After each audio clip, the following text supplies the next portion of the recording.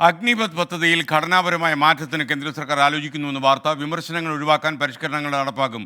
അപേക്ഷിക്കാനുള്ള പ്രായപരിധി 21 നിന്ന് 23 ഉയർത്തും. ആർ രാധാകൃഷ്ണൻ ഡൽഹിയിൽ നിന്ന് വിവരങ്ങൾ നൽകുന്നു. രാധാകൃഷ്ണൻ, എന്തൊക്കെയാണ് അഗ്നിപഥിനെ കുറിച്ച് നമുക്ക് ലഭിച്ചിട്ടുള്ള കൂടുതൽ വിവരങ്ങൾ?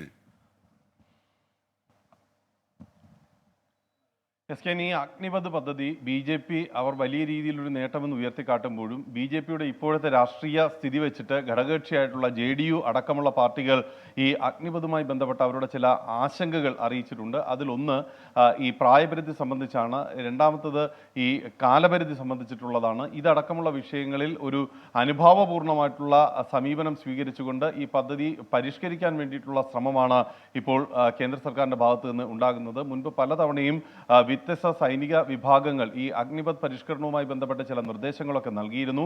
പക്ഷേ ആ ഘട്ടങ്ങളിൽ അതിലേക്ക് പോകാനായിട്ട് കേന്ദ്ര സർക്കാരിന് സാധിച്ചിരുന്നില്ല, അഥവാ അവരതിന് തയ്യാറായിരുന്നില്ല. എന്നാൽ അതിൽ നിന്ന് വ്യത്യസ്തമായിട്ട് സേനാ വിഭാഗങ്ങളുടെ നിർദ്ദേശങ്ങൾ കൂടി പരിഗണിച്ചുകൊണ്ട് മാറ്റം ഉണ്ടാക്കാനായിട്ടുള്ള ശ്രമമാണ് ഇപ്പോൾ നടക്കുന്നത്. കഴിഞ്ഞ ദിവസങ്ങളിൽ ഈ ലോക്സഭയിലും പാർലമെന്റിലടക്കം ഈ അഗ്നിവീറുകളുടെ സുരക്ഷയുമായി ബന്ധപ്പെട്ടും അവരുടെ തുടർ ജീവിത സാഹചര്യങ്ങളുമായി ബന്ധപ്പെട്ടും വലിയ വിമർശനങ്ങളൊക്കെ രാഹുൽ ഗാന്ധി പ്രതിപക്ഷ നേതാവ് അടക്കം ഉയർത്തിയിരിക്കുന്ന സാഹചര്യത്തിൽ പ്രത്യേകിച്ച് വേഗത്തിൽ നടപടികൾ പൂർത്തിയാക്കാനാണ് ഇപ്പോൾ കേന്ദ്ര സർക്കാർ തീരുമാനം. ഇതനുസരിച്ചിട്ടുള്ള ചർച്ചകളിലേക്ക് കടന്നിരിക്കുന്നു എന്ന് നമുക്ക് അറിയാനായി സാധിക്കുന്നു. അഗ്നിവീർ പദ്ധതി അതേ രീതിയിൽ തന്നെ ഉണ്ടാകും, പക്ഷേ ഘടനാപരമായിട്ടുള്ള മാറ്റങ്ങൾ അതിന്മേൽ കൊണ്ടുവരിക എന്നുള്ളതാണ് കേന്ദ്ര സർക്കാരിന്റെ ലക്ഷ്യം.